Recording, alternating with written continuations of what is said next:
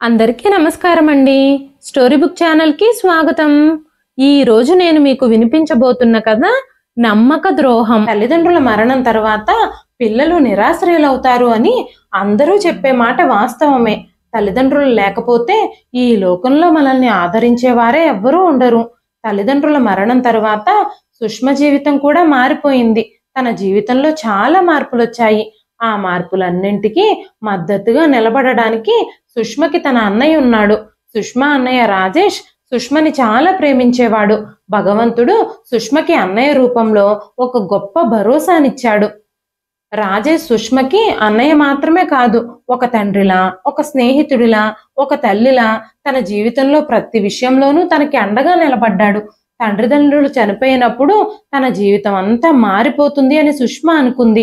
చుట్టూ ఉన్న సమాజంలోని మనుషులందరూ తల్లిదండ్రులతో సంబంధం పిల్లలకి చాలా మనోహరంగా ఉంటుంది, అది బలంగా ఉంటుంది, బయట నుంచి వచ్చిన వ్యక్తులు అలా ప్రేమించే అవకాశమే లేదు అని చెబుతూ ఉన్నప్పుడు సుష్మ ఆ మాటల్ని అర్థం చేసుకోలేదు. సుష్మ అన్నయ్య రాజేష్ పెళ్లి చేసుకోవాలి అని అనుకున్నప్పుడు సుష్మ చాలా భయపడింది. తన వదిన తన జీవితంలో ఎలాంటి మార్పులు తీసుకొస్తుందోనని తను చాలా ఆందోళన చెందింది. చుట్టుపక్కల మహిళలు కూడా ఇప్పటి వరకు తల్లిదండ్రులు లేకపోయినా మీ అన్నయ్య నిన్ను చాలా జాగ్రత్తగా చూసుకున్నాడు, కానీ రేపు ఇంటికి మీ వదినొస్తే నీ జీవితం దుర్భరంగా మారిపోతుంది, నిన్ను ఘోరంగా హింసిస్తుంది, సాధారణంగా వదినలకి ఆడపడుచుల మీద చాలా అసూయ ఉంటుంది అని చెప్పి సుష్మను భయపెడుతూ ఉండేవారు. కానీ మనం భయపడుతున్నామని మన కోసం ఏది ఆగిపోదు, సమయం నడుస్తూనే ఉంటుంది. అలాగే సమయం గడిచిపోయి రాజేష్కి వివాహం కూడా జరిగిపోయింది. ఆ ఇంట్లో శాంతి కోడలుగా, రాజేష్కి భార్యగా అడుగుపెట్టింది. ఆ ఇంట్లో అడుగుపెట్టిన మొదటి రోజు నుంచే శాంతి ఆ ఇంటి పరిస్థితుల్ని అర్థం చేసుకోవడం మొదలుపెట్టింది. సుష్మని కూడా చాలా బాగా చూసుకునేది. శాంతి సుష్మతో, సుష్మ, నువ్వు నాకు ఆడపడుచువి కాదు, నాకు చెల్లెలివి, ఇంకా స్నేహితురాలివి కూడా. ఈ రోజు నుంచి ఏ విషయంలోనూ నువ్వు నా దగ్గర ఇబ్బంది పడాల్సిన అవసరం లేదు అని చెప్పింది. శాంతి సుష్మ కోసం ప్రతీదీ చేసేది, తన కోసం షాపింగ్ చేసేది, తనతో హాయిగా కూర్చుని కబుర్లు చెబుతూ ఉండేది. ఇంకా తన పుట్టినరోజును కూడా చాలా సంతోషంగా జరిపించేది. సుష్మకి ఇంటి పనులేవీ రావు, ఎందుకంటే తల్లిదండ్రుల మరణం తర్వాత తన అన్నయ్యే తనని జాగ్రత్తగా చూసుకోవడం మొదలుపెట్టాడు. తనతో ఏ పని చేయించేవాడు కాదు, చిన్నపిల్ల అని గారాబం చేస్తూ ఉండేవాడు. స్వయంగా తనే అన్ని పనులు చేస్తూ ఉండేవాడు. తన అన్నయ్య పెళ్లి జరిగి 6 నెలలు అవుతుంది. శాంతి మాటల్లో ఎప్పుడూ సుష్మ పట్ల ప్రేమనే కనపరుస్తూ ఉండేది. తన అన్నయ్య వదినలిద్దరూ సుష్మని చాలా ప్రేమిస్తూ ఉండేవారు. అంతేకాకుండా ప్రతి వారము సుష్మ కోసం మార్కెట్కి వెళ్ళినప్పుడల్లా మార్కెట్ నుంచి ఏదో ఒకటి తీసుకొస్తూ ఉండేవారు. స్కూల్లో మంచి ర్యాంక్ వచ్చినప్పుడు అలా తనకి ఏదో ఒక గిఫ్ట్ తీసుకొస్తూ ఉండేవాడు అన్నయ్య. కొన్నిసార్లు గాజులు, కొన్నిసార్లు బొట్టు బిళ్ళలు, కొన్నిసార్లు చాక్లెట్లు తెచ్చి సుష్మకిస్తూ ఉండేవాడు. రోజు బైక్ మీద తనని స్కూల్ దగ్గర దింపి తను ఆఫీస్కి వెళుతూ ఉండేవాడు. అంతేకాకుండా శాంతి ఉదయాన్నే తన కోసం బ్రేక్ఫాస్ట్, లంచ్ బాక్సు సిద్ధం చేస్తూ ఉండేది. సుష్మ స్కూల్కి రెడీ అయ్యేలోపుగా తన యూనిఫారం కూడా ఐరన్ చేసేసేది శాంతి. సుష్మ ఎప్పుడైనా ఉదయాన్నే లేవకపోతే, మేడం గారు స్కూల్కి ఆలస్యం అయిపోతుంది, మీ అన్నయ్య నా చెల్లెల్ని స్కూల్కి ఆలస్యంగా రెడీ చేశావు అని నన్ను తిడతాడు అంటూ సరదాగా మాట్లాడుతూ ఉండేది. శాంతి వచ్చిన తర్వాత తన జీవితం చాలా తేలికగా, ఆనందంగా మారిపోయింది. ఒక్కోసారి సుష్మకి ఇదంతా కలో నిజమో అని అనిపించేది. ఒకరోజు సుష్మ తన వదినతో, వదిన, మీరు నా కోసం ఇవన్నీ ఎలా చేస్తున్నారు? ఏ వదిన తన ఆడపడుచుతో ఇలా ఉండలేదు, నేను చాలా మందిని చూస్తూ ఉన్నాను, ఎవ్వరూ ఒక ఆడపడుచుని ఇలా ప్రేమించరేమో అంటూ అడిగినప్పుడు శాంతి సుష్మ చెయ్యి పట్టుకొని, ఎందుకంటే నాకు చిన్నప్పుడు ఒక చెల్లెలు ఉండేది, నా చెల్లెలు తన చిన్నతనంలోనే యాక్సిడెంట్లో చనిపోయింది, కానీ నేను మీ అన్నయ్యని పెళ్లి చేసుకుని ఈ ఇంటికి వచ్చి నిన్ను చూసినప్పుడు నువ్వు నా చెల్లెల్లాగానే అనిపించావు. ఆ రోజు నుంచి నేను నిన్ను చెల్లెల్లాగానే భావిస్తున్నాను. మన హృదయం స్పష్టంగా ఉంటే ప్రేమకి పరిమితులుండవు, అప్పుడు మానవ సంబంధాలు చాలా అందంగా ఉంటాయి అని చెప్పింది. వాళ్ళు ముగ్గురు ఉన్న చిన్ని కుటుంబంలో చాలా సంతోషాలుంటూ ఉండేవి. ఒకరికొకరు తమ సంతోషాల్ని, కష్టాల్ని, బాధల్ని పంచుకుంటూ తమ జీవితాన్ని గడుపుతూ ఉన్నారు. ప్రతి సాయంత్రం అందరూ కలిసి కూర్చుని టీ తాగేవారు. ఉదయాన్నే అందరూ కలిసి బ్రేక్ఫాస్ట్ చేసేవారు. ఆ తరువాత సుష్మ స్కూల్కి, రాజేష్ ఆఫీస్కి వెళ్ళిపోయేవారు. ఆ తర్వాత శాంతి ఇంటి పనుల్లో బిజీ అయిపోయేది. సాయంత్రం సుష్మ స్కూల్ నుంచి వచ్చేసరికి శాంతి ఇంటి పనులన్నీ చేసుకుని సుష్మ కోసం ఎదురు చూస్తూ కూర్చునేది. స్కూల్లో ఏం జరిగింది, క్లాస్లో ఏం చెప్పారు, ఈ విషయాలన్నీ సుష్మ శాంతితో డిస్కస్ చేస్తూ ఉండేది. ప్రతిరోజు శాంతి మార్కెట్కి వెళ్ళేటప్పుడు సుష్మను కూడా సాయంత్రం తనతో పాటు తీసుకెళ్లేది. తను అక్కడ ఏం అడిగినా నవ్వుతూ కొనిచ్చేది. అప్పుడు సుష్మ శాంతిని కౌగిలించుకొని, వదినా, నువ్వు నాకు వదినవి కాదు, మా అమ్మవి. మా అమ్మ నన్ను విడిచి వెళ్ళిపోయిందని నేను ఎప్పుడూ అనుకుంటూ బాధపడుతూ ఉండేదాన్ని. కానీ నీ రూపంలో దేవుడు నాకు మళ్ళీ అమ్మని తిరిగిచ్చేశాడు. నువ్వు నా విషయంలో ఏది మర్చిపోవు. నా పుట్టినరోజుని నేను మర్చిపోయినా కూడా నువ్వు మాత్రం గుర్తుపెట్టుకుంటావు. నేను చాలా అదృష్టవంతురాల్ని. నీలాంటి వదిన దొరికినందుకు నేను ఏ జన్మలోనో పుణ్యం చేసుకుని ఉండాలి అంటూ చాలా సంబరపడిపోయేది. తన అన్నయ్య, వదినల ప్రేమతో సుష్మ ప్రపంచం అంతా చాలా ఆనందంగా మారిపోయింది. సుష్మ 10వ తరగతి పూర్తి చేసి కాలేజీ చదువులు కూడా మొదలుపెట్టింది. సుష్మ మెల్లగా పెరిగి పెద్దదవుతోంది. తన డిగ్రీ చదువుతూ ఉన్నప్పుడు ఇప్పుడు ఇక సుష్మ చిన్నపిల్ల కాదు, తనకిప్పుడు మంచి సంబంధం చూసి పెళ్లి కూడా చేయాలి అని తన అన్నయ్య, వదినలు ఆలోచించడం మొదలుపెట్టారు. తనకి పెళ్లి చేయాలి అని ఇద్దరూ నిర్ణయించుకున్నారు. ఆ ఇల్లు ఒక్క క్షణం కొంచెం వింతగా అనిపించింది సుష్మకి. తన బాల్యమంతా ఆ ఇంట్లోనే గడిచిపోయింది. ఇప్పుడు నేను ఇంటికి దూరం అయిపోతున్నాను. ఇక నా స్వేచ్ఛ, సంతోషం అన్నీ ముగిసిపోతాయి అని సుష్మ భయపడ్డం మొదలుపెట్టింది. అప్పుడు తన అన్నయ్య రాజేష్, సుష్మ, నువ్వు భయపడాల్సిన అవసరం లేదు. ప్రతి ఆడపిల్ల పెళ్లి చేసుకుని అత్తారింటికి వెళ్ళాలి. అలాగే నువ్వు కూడా వెళతావు. నీకోసం నేను ఒక మంచి సంబంధం చూస్తాను. మంచి ఇంటిని వెతుకుతాను. నీకు మంచి అత్తగారు, భర్త ఉన్న సంబంధమే చూసి పెళ్లి చేస్తాను. అన్ని విధాలా నీకు తగిన సంబంధం అయితేనే మేము ముందుకు వెళతాము. నువ్వు అత్తగారింట్లో ఎలాంటి ఇబ్బందులు ఎదుర్కోవాల్సిన అవసరం లేకుండా నేను చూస్తాను అంటూ ప్రేమగా చెప్పాడు. సుష్మ కూడా తన అన్నయ్య, వదినల ఇష్టానికి ప్రాముఖ్యత ఇచ్చింది. కొద్ది రోజుల తర్వాత సుష్మ కోసం ఒక మంచి సంబంధం వచ్చింది. ఆ అబ్బాయి చాలా మంచివాడు, ఇంకా చాలా నిజాయితీపరుడు. వాళ్ళ కుటుంబానికి కూడా సమాజంలో చాలా గౌరవం, ఇంకా మర్యాద ఉన్నాయి. సమాజంలో వాళ్ళకి మంచి పేరుంది. ఈ విషయాలన్నీ తన అన్నయ్య సుష్మతో చెప్పినప్పుడు సుష్మ నిశ్శబ్దంగా ఆ సంబంధానికి అంగీకరించింది. అన్నయ్య, వదిన నా కోసం ఇప్పటి వరకు చాలా చేశారు. వాళ్ళ ఇష్టాయిష్టాలని గౌరవించాలి అని అనుకుంది సుష్మ. కొన్ని నెలల తర్వాత సుష్మ పెళ్లి చేసుకొని అత్తగారింట్లో అడుగు పెట్టింది. పెళ్ళే అత్తగారింట్లో అడుగు పెట్టేటప్పుడు సుష్మ అన్నయ్య సుష్మతో, సుష్మ, ఇప్పుడు నువ్వు నీ కొత్త జీవితాన్ని ప్రారంభించబోతున్నావు. నీ జీవితంలో ఎప్పుడూ సంతోషాలే ఉండాలని నేను కోరుకుంటున్నాను. నీకు ఏ కష్టం వచ్చినా ఈ అన్నయ్య ఉన్నాడని మాత్రం మర్చిపోవద్దు అంటూ చెప్పాడు. ఆ తర్వాత సుష్మ వదిన శాంతి కూడా, అమ్మ సుష్మ, నువ్వు ఇప్పుడు కొత్త ఇంట్లో అడుగు పెట్టబోతున్నావు. కొత్త సంబంధాలు, కొత్త వ్యక్తులు, కానీ నాకు నమ్మకం ఉంది నీ ప్రేమతో, మంచితనంతో అందరినీ నీ వైపుకు తిప్పుకుంటావని, ఆ ఇంట్లో మంచి స్థానాన్ని పొందుతావని నేను ఆశిస్తున్నాను. ప్రతి విషయంలోనూ ఆలోచించి నిర్ణయాలు తీసుకో. మీ అత్తామామలకి, భర్తకి ఎప్పుడూ నీ మాటల ద్వారా, నీ ప్రవర్తన ద్వారా కష్టం మాత్రం కలిగించొద్దు. అత్తవారింట్లో నీ జీవితాన్ని సంతోషంగా కొనసాగించు అంటూ చాలా ధైర్యం చెప్పి అత్తగారింటికి పంపించింది. సుష్మ భర్త సుధీర్ కూడా చాలా మంచివాడు. వివాహం జరిగిన తర్వాత మొదటి కొన్ని నెలలు చాలా బాగా జరిగాయి. తన భర్తని, అత్తగారిని అందరినీ అర్థం చేసుకోవడానికి, వాళ్ళ హృదయాల్లో స్థానం సంపాదించడానికి చాలా ప్రయత్నించింది సుష్మ. తన భర్త ఉదయం నుంచి సాయంత్రం వరకు ఆఫీస్ పనులతో అలసిపోయి సాయంత్రం ఇంటికొచ్చేవాడు. సుష్మ నవ్వుతూ తనకి ఎదురెళ్ళి టీ ఇచ్చేసరికి తన అలసటంతా మర్చిపోయేవాడు. సుధీర్ ముఖం మీద ఎప్పుడూ చిరునవ్వే ఉండేది. ప్రతిరోజు ఇంటి పనులన్నింటినీ సమర్థవంతంగా చేస్తూ అత్తగారిని, మామగారిని జాగ్రత్తగా చూసుకునేది సుష్మ. వాళ్ళకి ఏ టైంకి ఏది కావాలో మర్చిపోకుండా గుర్తుపెట్టుకొని మందులతో సహా అన్ని అందిస్తూ ఉండేది. సుష్మ వాళ్ళ ఇల్లు చిన్నదే కానీ ప్రేమ, అభిమానం, ఆప్యాయతలకు మాత్రం ఆ ఇంట్లో ఎలాంటి కొరత లేదు. సంవత్సరం తిరిగేసరికి సుష్మ సిద్ధుకి జన్మనిచ్చింది. సిద్ధుని తన ఒడిలోకి తీసుకున్నప్పుడు తన గుండె ఆనందంతో నిండిపోయింది. ప్రపంచం మొత్తం తన చేతిలోనే ఉన్నట్టుగా అనిపించింది. రోజులు మెల్లగా గడుస్తూ ఉన్నాయి. సుధీర్ చాలా కష్టపడి పనిచేసేవాడు. అంతేకాకుండా సుధీర్ నిజాయితీపరుడు కూడా. తన ఉద్యోగం చాలా కఠినమైంది. అలా ఉన్న సమయంలో ఒకరోజు అనుకోకుండా సుధీర్ ఇంటికి అధికారులు వచ్చారు. ఎవరో సుధీర్ లంచం తీసుకుంటున్నట్టు ఆరోపించాడని, అతని మీద కంప్లైంట్ కూడా రిజిస్టర్ అయ్యిందని చెప్పారు.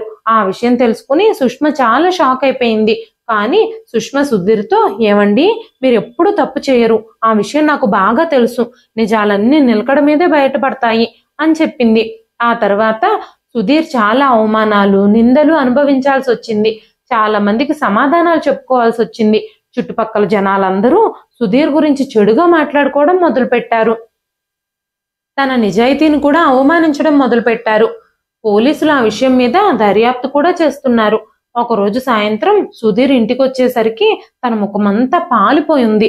రాత్రి భోజనం చేసిన తర్వాత తను మౌనంగా కూర్చుని ఉన్నాడు.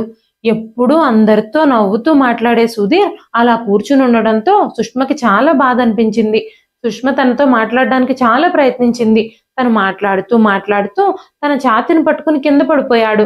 సుష్మ గట్టిగా అరిచింది. తను స్పృహ తప్పి పడిపోయాడు. వెంటనే సుష్మ అత్తగారిని పిలిచింది. ఆవిడ కూడా అక్కడికి వచ్చారు. సుధీర్ పరిస్థితి చూసి గబగబా హాస్పిటల్కి తీసుకెళ్లారు. హాస్పిటల్కి వెళ్లేసరికి సుధీర్ చనిపోయాడు అని డాక్టర్లు ప్రకటించారు. తనకి హార్ట్ అటాక్ వచ్చిందని, దారిలోనే చనిపోయాడు అని డాక్టర్లు చెప్పినప్పుడు సుష్మకి ఒక్కసారిగా నవనాడులు స్తంభించిపోయాయి. జీవితం మొత్తం శూన్యంగా మారిపోయినట్టు అనిపించింది. ఇప్పుడు తన కొడుకు సిద్ధుకి కూడా 1 సంవత్సరం మాత్రమే. భగవంతుడు తన జీవితంలోకి సంతోషాలని ఇచ్చినట్టే ఇచ్చి తిరిగి లాగేసుకున్నాడు. సుష్మ గుండెలు పగిలిపోయేలా ఏడుస్తూ ఉంది. తన అత్తగారు కూడా మౌనంగా ఉన్నారు. తన అన్నయ్య, వదిన ఇద్దరూ తనని ఓదార్చడానికి ప్రయత్నిస్తున్నారు. అప్పుడే సుష్మ వదిన శాంతి సుష్మని కౌగిలించుకొని, సుష్మ, నువ్వు ఎప్పటికీ ఒంటరిగా లేవు, నీకు మేమందరం ఉన్నాము, ధైర్యంగా ఉండు అంటూ ధైర్యం చెప్పింది. జనాలందరూ సుష్మని వితంతువు అని పిలవడం మొదలుపెట్టారు. తన జుట్టంతా చెల్లా చెదురుగా మారిపోయింది. నల్లటి వలయాలు తన కళ్ళ కిందకు వచ్చేశాయి. తన చేతుల గాజులు విరగొట్టేశారు. తన నుదుటి నుంచి సింధూరం తుడిచేశారు. ఇప్పుడు తను ఒక భార్యగా కాదు, సిద్ధుకి తల్లిగా మాత్రమే మిగిలిపోయింది. సుధీర్కి జరగాల్సిన చివరి కార్యక్రమాలన్నీ జరిపిన తర్వాత రాజేష్ సుష్మతో మాట్లాడుతూ, అమ్మా సుష్మ, నీ భర్త సుధీర్ చనిపోయాడు. ఇంకిక్కడ నీకెవరున్నారని? నువ్వు నాతో పాటే మన ఇంటికి వచ్చేసేయి. నువ్వు ఇక్కడ ఇబ్బందులు పడాల్సి వస్తే అది నేను తట్టుకోలేను. నిన్ను, నీ బిడ్డని నేను జాగ్రత్తగా చూసుకుంటాను. నీకు మన ఇంట్లో ఎలాంటి ఇబ్బంది ఉండదు, ఎలాంటి అవమానాలు, నిందలు జరగవు అని చెప్పినప్పుడు సుష్మ ఏడుస్తూ, అన్నయ్య, సుధీర్ తల్లిదండ్రులు చాలా మంచివాళ్ళు. వాళ్ళు నన్ను ఎప్పుడూ ఎలాంటి ఇబ్బంది పెట్టలేదు. వాళ్ళిద్దరూ నన్ను ఎప్పుడూ అత్తామామల్లాగా చూడలేదు, తల్లిదండ్రుల్లాగానే ప్రేమించారు. ఇప్పుడు ఆయన చనిపోగానే వాళ్ళిద్దరినీ వదిలేసి నేను మీతో పాటు రాలేను. ఈ ఇల్లు నా భర్తకు చెందింది. నా బిడ్డ ఎప్పటికైనా ఈ ఇంటి వారసుడే అవుతాడు కదా. నేను నా అత్తగారిని, మామగారిని చూసుకుంటూ నా కొడుకుతో ఇక్కడే ఉంటాను. అప్పుడే నా కొడుకుకి ఈ ఇంట్లో హక్కు కూడా ఉంటుంది, నాకు సమాజంలో గౌరవం ఉంటుంది అని చెప్పినప్పుడు రాజేష్ శాంతి వైపు చూశాడు. శాంతి కూడా ఏమీ మాట్లాడలేకపోయింది. శాంతి సుష్మాతో, అమ్మా సుష్మా, నీ మనసుకి ఏదనిపిస్తే అదే చెయ్యి. నువ్వు ఇక్కడ మీ అత్తామామలతో ఉండాలనుకోవడం మంచి నిర్ణయమే. కానీ నీకు ఎలాంటి ఇబ్బంది కలిగినా మేమిద్దరం ఉన్నామని మాత్రం నువ్వు మర్చిపోవద్దు అని చెప్పి శాంతి ఇంకా రాజేష్ అక్కడి నుంచి వెళ్ళిపోయారు. అప్పటి నుంచి సుష్మ తన అత్తామామలతో జీవించడం మొదలుపెట్టింది. ఇంకొక సంవత్సరం గడిచేసరికి ముందుగా సుష్మ అత్తగారు, ఆ తర్వాత మామగారు ఇద్దరూ ఒకరి తర్వాత ఒకరు కొన్ని నెలల వ్యవధిలోనే చనిపోయారు. ఇప్పుడు సుష్మ కొడుకుకి 3 సంవత్సరాలు. ఇప్పుడు తను సిద్ధుతో ఆ ఇంట్లో ఒంటరిగా ఉంటుంది. అత్తామామలిద్దరూ చనిపోయిన తర్వాత సుష్మ అన్నయ్య రాజేష్ సుష్మ దగ్గరకు వచ్చాడు. సుష్మ, ఇప్పుడు నువ్వు చిన్న బిడ్డతో ఒంటరిగా ఇక్కడ నివసించడం మంచిది కాదు. ఒంటరి ఆడవాళ్ళకి ఈ సమాజంలో భద్రత అనేదే ఉండదు. అంతేకాకుండా ఈ ఇంట్లో నువ్వు ఒంటరిగా ఉండడం వల్ల నీ భర్త జ్ఞాపకాలు ప్రతి క్షణం నిన్ను వేధిస్తూ ఉంటాయి. నీ గాయాలు ఎప్పటికీ మానవు. నువ్వు నీ చంటి బిడ్డను చూసుకుంటూ ఇంట్లో ఒంటరిగా ఉండడం అస్సలు జరిగే పనే కాదు. నువ్వు మాతో పాటు వచ్చేసేయి అంటూ చెప్పినప్పుడు సుష్మ ఆ ఇంటి తలుపులకు తాళాలు వేసి తాళాలు తన అన్నయ్య చేతిలో పెట్టింది. తన అన్నయ్యతో కలిసి తన పుట్టింటికి శాశ్వతంగా బయలుదేరొచ్చింది. ఒకప్పుడు చాలా సంతోషంతో జీవన సంబంధాలతో నిండిన ఇల్లు ఇప్పుడు నిర్జీవంగా మారిపోయింది. నిశ్శబ్దమైన గోడలు మాత్రమే అక్కడ మిగిలిన్నాయి. సుష్మ ఆ ఇంటికి తాళాలు వేస్తూ ఉన్నప్పుడు చాలాసేపు అక్కడే కూర్చొని తన జీవితంలో జరిగిన సంఘటనలన్నీ తను సుధీర్తో గడిపిన మధురమైన క్షణాలు గుర్తు చేసుకుంటూ చాలాసేపు ఏడ్చింది. రాజేష్ తన సామాన్లు తీసుకుని సుష్మను వెంటబెట్టుకుని తన ఇంటికి బయలుదేరాడు. శాంతి సిద్ధుని ఒళ్ళోకి తీసుకుని, ఇప్పుడు మీ ఇద్దరూ ఈ ఇంటికి చెందిన వారే. సుష్మా, నువ్వు ఇప్పటికి ఎలాంటి ఇబ్బంది పడాల్సిన అవసరం లేదు. ఇంతకు ముందు నువ్వు ఈ ఇంట్లో ఎలా అయితే ఉన్నావో అలాగే నీ జీవితంలో తగిలిన గాయాలన్నింటినీ మర్చిపోయి ప్రశాంతంగా ఉండు అంటూ చెప్పింది శాంతి. అంతకుముందు సుష్మ ఏ గదిలో అయితే ఉండేదో ఆ గదే మళ్ళీ సుష్మకి తిరిగి వచ్చింది. కానీ కొన్ని చిన్న చిన్న మార్పులు చేశారు. సిద్ధు కోసం కొత్త మంచం, ఇంకా కొన్ని బొమ్మలు, కొన్ని పుస్తకాలు, ఫోటోలు కూడా ఉంచారు. అంతేకాకుండా సుష్మ కబ్బోర్డ్లో తన వదిన కొన్ని డ్రెస్సులు కూడా ఉంచింది. ఆ డ్రెస్సులు చూసినప్పుడు సుష్మ ఆశ్చర్యపోయింది. వదిన, మీరు నాకు కబ్బోర్డ్లో రంగురంగుల బట్టలు ఎందుకు ఉంచావు అని అడిగినప్పుడు, నీకు ఇష్టమైన కలర్స్ డ్రెస్సులన్నీ నేను మార్కెట్ నుంచి కొనుక్కొచ్చాను. అవన్నీ నీకోసమే. నువ్వు ఇప్పటి నుంచి తెల్ల చీరలు ధరించాల్సిన అవసరం లేదు. ఇప్పుడు నువ్వు నీ పుట్టింట్లో ఉంటున్నావు కాబట్టి అలాంటి కట్టుబాట్లు ఏవి పట్టించుకోవాల్సిన అవసరం లేదు. నీ కోరిక ప్రకారం నువ్వు బట్టల్ని ధరించొచ్చు అంటూ చెప్పింది శాంతి. అసలే సుష్మ బాధలో ఉందని సుష్మకి ఒక్క పని కూడా చెప్పేది కాదు శాంతి. ఉదయాన్నే టిఫిన్ రెడీగా ఉంది అంటూ సుష్మని నిద్రలేపి సిద్ధుని కూడా జాగ్రత్తగా చూసుకునేది. సిద్ధుకి స్నానం చేయించి కొత్త బట్టలు కూడా వేసేది. సిద్ధు చాక్లెట్లు కావాలని, బొమ్మలు కావాలని పట్టుపట్టినప్పుడు అతని కోసం చాక్లెట్లు, బొమ్మలు కూడా తీసుకొచ్చేది. ఆ ఇంట్లో సుష్మకి ఎలాంటి ఇబ్బంది, ఎలాంటి సమస్య ఉండకూడదని ప్రతి విషయంలోనూ జాగ్రత్తలు పడేది శాంతి. శాంతికి పిల్లలు లేకపోవడంతో సిద్ధుని చాలా ప్రేమించేది. సిద్ధుతో సమయం గడపడానికి శాంతి చాలా ఇష్టపడేది. ఒకరోజు శాంతి సుష్మ కోసం మార్కెట్ నుంచి రంగురంగుల గాజులు తీసుకొచ్చి ఇచ్చింది. ఇవి నీ చేతులకు చాలా బాగుంటాయి అంటూ సుష్మతో చెప్పింది. కానీ సుష్మ మాత్రం, వదినా, నేను ఇలాంటివన్నీ ధరించకూడదు అని చెప్పినప్పుడు సుష్మకి బలవంతంగా శాంతి గాజులు వేసింది. నీ జీవితంలో భగవంతుడు నీ భర్తని దూరం చేసేశాడు అంటే నువ్వు నీ ప్రతి ఆశని చంపుకోవాలని కాదు. రంగుల బట్టలు, గాజులు ఇవన్నీ దూరం చేసుకోవాలని కాదు. జీవితాన్ని శూన్యంగా చీకట్లో బ్రతకాలని కాదు. నువ్వు సంతోషంగా ఉండు అంటూ చెప్పింది శాంతి. మెల్లమెల్లగా సుష్మ కూడా తన బాధలన్నీ మరిచిపోతూ నార్మల్ అయిపోతూ వచ్చింది. ఇప్పుడు సుష్మ చాలా సంతోషంగా ఉంది. ఇంటి పనుల్లో కూడా తన వదినకి సహాయం చేయడం మొదలుపెట్టింది. కొన్నిసార్లు పాత్రలు కడగడం, కొన్నిసార్లు బట్టలు ఉతకడం లాంటి పనులన్నీ చేస్తూ ఉండేది. కానీ శాంతి మాత్రం, సుష్మా, నువ్వు నీ కొడుకుని జాగ్రత్తగా చూసుకో. నువ్వు ఇంటి పనులేవి చేయాల్సిన అవసరం లేదు. ఈ పనులన్నీ చేయడానికి నేనున్నాను కదా అంటూ చెప్పేది. రాజేష్ కూడా తన చెల్లెల కోసం ఒక మొబైల్ ఫోన్ తీసుకొచ్చాడు. తను ఎప్పుడూ ఒంటరితనం ఫీల్ అవ్వకూడదని, మొబైల్ ఉంటే కాలక్షేపం అవుతుందని తను భావించాడు. మెల్లమెల్లగా సిద్ధు కూడా పెరుగుతూ ఉన్నాడు. కాబట్టి సుష్మ కూడా సిద్ధుకి ఇంట్లోనే చదువు నేర్పించడం మొదలుపెట్టింది. అంతేకాకుండా చుట్టుపక్కల ఉన్న కొంతమంది పిల్లల్ని పోగు చేసి ఆ పిల్లలకు కూడా ట్యూషన్లు చెప్పడం ప్రారంభించింది. ఆ కారణంగా తన దృష్టి వేరే విషయాలపై మళ్లించబడింది. అంతేకాకుండా తనకి కొద్దిగా డబ్బులు కూడా రావడం ప్రారంభమైంది. తన వదిన శాంతి కూడా పిల్లలకి ట్యూషన్లు చెప్పేటప్పుడు తనకి సహాయం చేస్తూ ఉండేది. తర్వాత సంవత్సరంలో సిద్ధును కూడా స్కూల్లో జాయిన్ చేయడానికి అన్ని ఏర్పాట్లు చేసుకుంది సుష్మ. సిద్ధు కోసం bag, lunch box, water bottle, shoes అన్నీ కొంది. స్కూల్లో అడ్మిషన్ కూడా తీసుకుంది. సిద్ధు స్కూల్కి వెళ్ళడం మొదలు పెట్టాడు. సుష్మ కూడా చాలా మంది పిల్లలకి ట్యూషన్లు చెబుతూ ఉండేది. ఉదయం, సాయంత్రం ట్యూషన్లు అయిపోయిన తర్వాత తన వదినకి సహాయం చేయడానికి వంటగదిలోకి వెళ్ళినప్పుడు శాంతి తనని తిరిగి తన గదిలోకి పంపించేసేది. ఇప్పటి వరకు పిల్లలకి ట్యూషన్లు చెప్పి చెప్పి అలసిపోయావు. నువ్వు నాకు ఏ పని చేయాల్సిన అవసరం లేదు. నువ్వు ఇక వెళ్ళి నీ గదిలో విశ్రాంతి తీసుకో.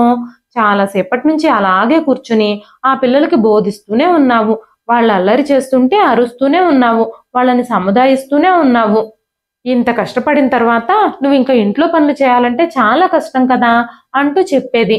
వదిన, నీ వల్ల, అన్నయ్య వల్లే నేను ఈరోజు ఇలా ఉన్నాను. మీరిద్దరూ లేకపోతే నా జీవితం ఏమైపోయేదో. మీ ఇద్దరిని కలిగి ఉన్నందుకు నేను చాలా చాలా సంతోషంగా ఉన్నాను. ఆ భగవంతుడికి నేను కృతజ్ఞురాలిని అంటూ చెప్పింది. నీ ప్రోత్సాహం కారణంగానే నేను కొత్త జీవితాన్ని ప్రారంభించాను అని చెప్పినప్పుడు శాంతి, సుష్మా, నువ్వు మా బాధ్యత కాదు, మా ఆనందం. నీ ఆనందంలోనే మా ఆనందం కూడా ఉంది అంటూ చెప్పింది. అంతేకాకుండా సిద్ధు కూడా శాంతిని చాలా ఇష్టపడేవాడు. సుష్మతో కంటే శాంతితోనే ఎక్కువ సమయం గడుపుతూ ఉండేవాడు. ఆ విషయంలో సుష్మ కూడా చాలా సంతోషించేది. రోజులు గడుస్తూ ఉన్నాయి. ఒకరోజు శాంతి సుష్మతో, అమ్మ సుష్మా, నువ్వు మీ అత్తమామల ఇంటిని ఖాళీ చేసి ఎప్పుడో వచ్చేసావు కదా, ఆ ఇల్లు అనవసరంగా పాడుపడిపోతుంది. నువ్వు ఆ ఇంటిని ఎందుకు అమ్మకూడదు? ఇల్లమ్మేస్తే ఆ డబ్బులు నీ కొడుకు భవిష్యత్తు కోసం ఉపయోగించుకోవచ్చు అని చెప్పినప్పుడు తన వదిన మాటలు విని సుష్మ నిశ్శబ్దంగా ఉండిపోయింది. మళ్ళీ శాంతి సుష్మతో, బాగా ఆలోచించు. ఇప్పుడు మీ అత్తింటి వాళ్ళు ఎవ్వరూ లేరు. మీ చుట్టాలు, బంధువులు ఎవరో ఒకరు అత్యాసపరులుండి ఆ ఇంటిని స్వాధీనం చేసేసుకుంటే రేపు మనం ఏం చేస్తాము? అందుకే బాగా ఆలోచించి నువ్వు నిర్ణయం తీసుకో అని చెప్పినప్పుడు సుష్మ బాగా ఆలోచించిన ఆ తర్వాత రోజే తన అన్నయ్యతో, అన్నయ్య, నేను మా అత్తమామల ఇంటిని అమ్మేయాలి అని అనుకుంటున్నాను. ఎవరైనా కొనేవాళ్ళుంటే నీకు తెలిస్తే చూడమని చెప్పింది. ఆ తర్వాత రాజేష్ ఆ ఇంటిని అమ్మడానికి ప్రయత్నాలు చేశాడు. నెల రోజుల్లోనే ఆ ఇల్లు అమ్మబడింది. ఆ తర్వాత రాజేష్ సుష్మాతో, ఆ డబ్బుతో నువ్వేం చేయాలనుకుంటున్నావు సుష్మా అని అడిగినప్పుడు సుష్మ వెంటనే, అన్నయ్య, నేను ఆ డబ్బుల్ని వదినకిచ్చాను అని చెప్పింది. ఆ మాటలు విన్న రాజేష్ ముఖం ఒక్కసారిగా మారిపోయింది. అది నీ డబ్బు సుష్మా, ఆ డబ్బు మీద మాకు ఎలాంటి హక్కు ఉండదు. నువ్వు బ్యాంకులో అకౌంట్ ఓపెన్ చేసి ఆ డబ్బును నీ అకౌంట్లోనే వేసుకో అని చెప్పినప్పుడు శాంతి మాట్లాడుతూ, ఏం మాట్లాడుతున్నారండి మీరు? బ్యాంకులో వేస్తే దానికి ట్యాక్స్ కూడా కట్టాల్సి వస్తుంది కదా. ఈ డబ్బంతా సిద్ధు కోసం సురక్షితంగా ఉంచాలి. ఆ డబ్బుని నేను జాగ్రత్తగా ఉంచుతాను. అందులోంచి ఒక్క రూపాయి కూడా పోనివ్వను అని చెప్పినప్పుడు రాజేష్ ఏమీ మాట్లాడలేదు. తన కళ్ళల్లో నిశ్శబ్దమే ఉంది. సుష్మా, నువ్వు బాగా ఆలోచించి ఆ డబ్బుతో ఏం చేయాలి అనేది నువ్వే నిర్ణయించుకో. ఆ డబ్బు ఖచ్చితంగా సిద్ధు కోసమే ఉపయోగపడాలి అని చెప్పినప్పుడు సుష్మ కాసేపు మౌనంగా ఉంది. ఆ తర్వాత ఆ డబ్బుని తన వదినకి అప్పచెప్పింది. ఈ డబ్బు నీ దగ్గరే ఉంచొదినా. ఈ ప్రపంచంలో నేను ఎవరినైనా ఎక్కువగా నమ్ముతాను అంటే అది నిన్నే. మా అన్నయ్య కంటే కూడా నువ్వే నన్ను ఎక్కువగా ప్రేమిస్తావు. ఆ విషయం నాకు తెలుసు అని చెప్పింది. ఆ తర్వాత కూడా శాంతి ప్రవర్తన సుష్మ విషయంలో ఏమీ మారలేదు. అలాగే మృదువుగానే ఉంది. సిద్ధు చదువు ఇంకా ట్యూషన్ పనులు బాగానే కొనసాగుతున్నాయి. అప్పుడప్పుడు సుష్మ తన డబ్బులు సురక్షితంగా ఉన్నాయా లేదా అని ఆలోచిస్తూ ఉండేది. ఒక్కోసారి తన వదిన శాంతిని డబ్బుల గురించి అడిగినప్పుడు ఆ డబ్బు భద్రంగా ఉంది, నువ్వేమి కంగారు పడకు అని చెబుతూ ఉండేది. ఆ రోజు రాత్రి అందరూ నిద్రపోతున్నప్పుడు రాజేష్ డాబా మీద కూర్చునున్నాడు. సుష్మ కూడా నిశ్శబ్దంగా తన అన్నయ్య దగ్గరకు వెళ్ళింది.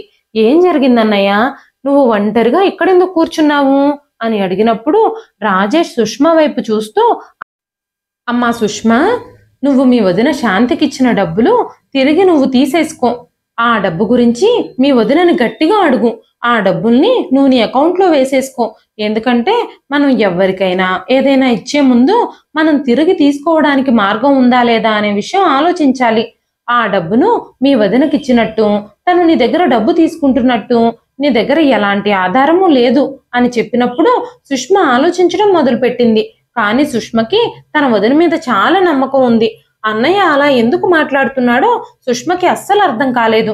కొన్ని రోజుల తర్వాత రాజేష్కి కెనడా నుంచి జాబ్ ఆఫర్ వచ్చింది. తను కెనడా బయలుదేరాడు. తన అన్నయ్య వెళ్ళిపోయిన తర్వాత సుష్మ హృదయం అంతా విచారంగా మారింది. మేము ఇక్కడ సంతోషంగా ఉంటేనే అక్కడ అన్నయ్య సంతోషంగా ఉంటాడు అని తనకు తానే నచ్చజెప్పుకోవడం మొదలుపెట్టింది. తర్వాత రోజు ఉదయం శాంతి సుష్మ దగ్గరకు వచ్చి, సుష్మా, నువ్వు ఇంకా టిఫిన్ చేయలేదు. నువ్వు నీ హృదయంలో చాలా కలత చెందుతున్నట్టున్నావు.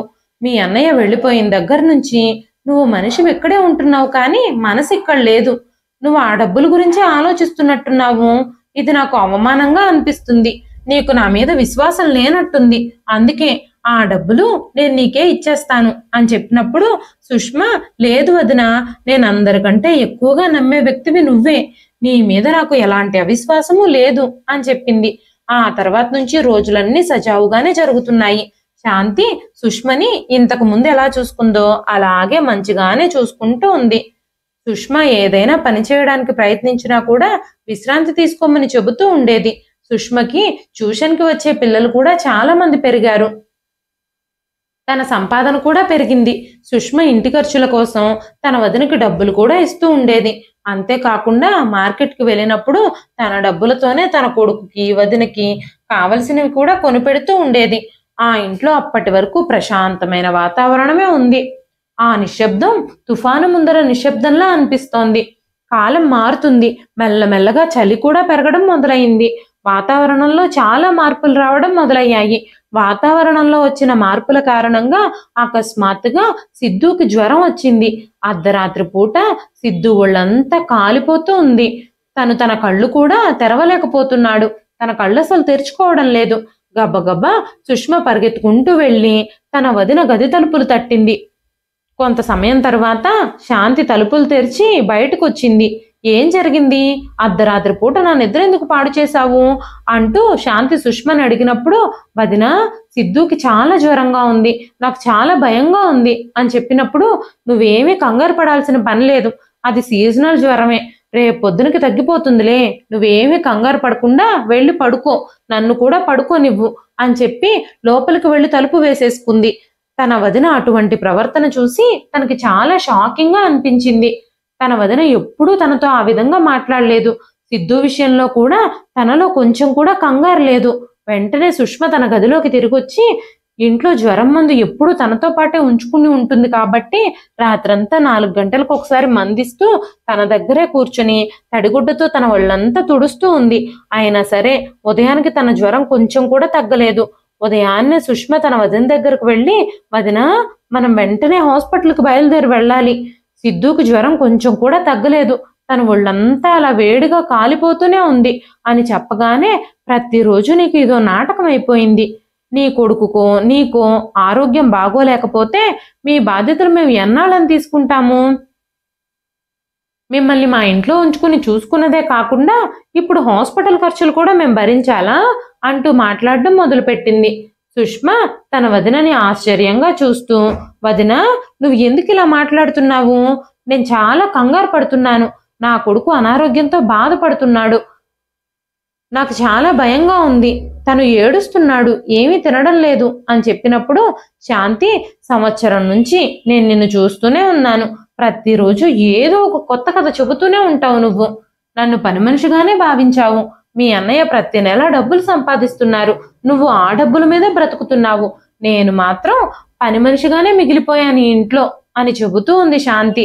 ఆ మాటలు వింటూ సుష్మ, వదిన నేను నీకు పనిలో సహాయం చేయడానికి ప్రయత్నించినప్పుడు నువ్వే కదా నన్ను వద్దని వారించి పంపించేసేదానివి అని చెప్పగానే శాంతి, అవునవును మీరు మహారాణులు కదా, పనులు ఎందుకు చేస్తారు, నేనున్నానుగా పని మనిషిని, అందుకే నిన్ను పంపించేసి నేనే చేసుకునేదాన్ని అంది. తన వదిన నుంచి ఇలాంటి పదాలని అస్సలు ఊహించలేదు సుష్మ.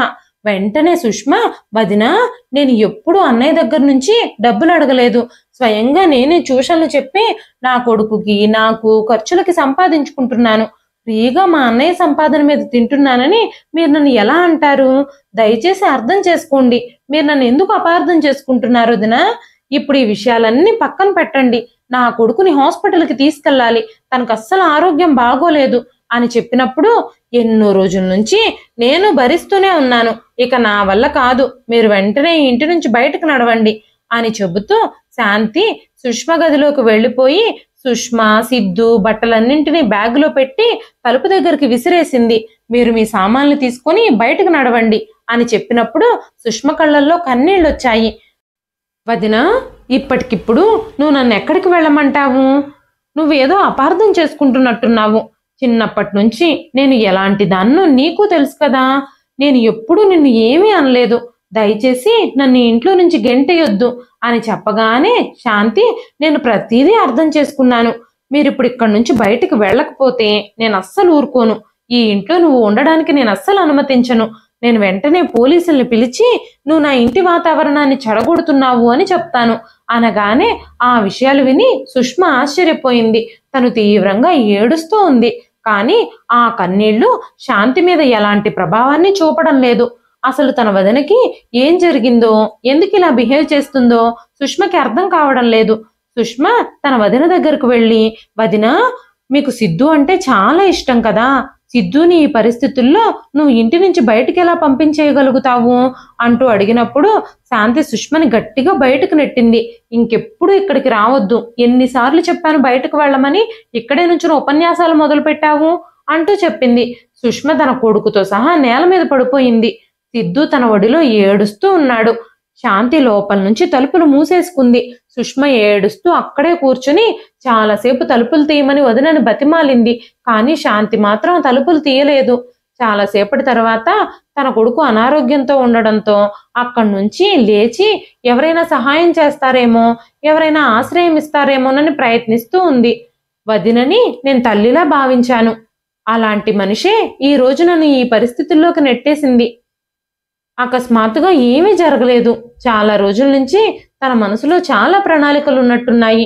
నన్ను బయటకు పంపించడానికి చాలా రోజుల నుంచే మా వదిన ప్రయత్నిస్తూనే ఉన్నట్టుంది అని ఆలోచించడం మొదలుపెట్టింది. ఆ రోజంతా సుష్మకి రోడ్డు మీద గడిచిపోయింది. వీధి మూలల్లో కూర్చొని ఏడుస్తూ ఉంది.